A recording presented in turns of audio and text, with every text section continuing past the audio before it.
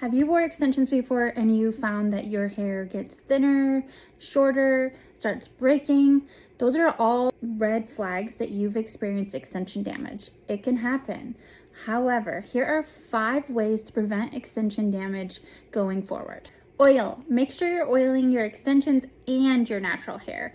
If you are not oiling your extensions morning and night, you are actually letting your extensions soak up the moisture from your hair, leaving your natural hair drier than when you started. Proper brushing.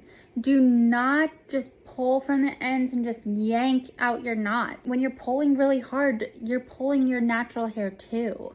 Leaving them wet. Leaving your extensions wet can actually put unnecessary weight on the hair strands. When your hair is wet, it's at its most fragile state. If you've ever had extensions and you've had an itch, I'm guilty of it myself, scratching your scalp. When scratching your scalp, you gotta be careful because you can cause irritation that can actually cause bald spots. No one wants this. If you have an itch, make sure you are tapping, do not scratch. Lastly, a trained stylist is the most important part of extensions. If you're going to someone who has devoted their entire career to extensions, you are in safe hands. A stylist who is always striving for more education is going to give you the best install possible.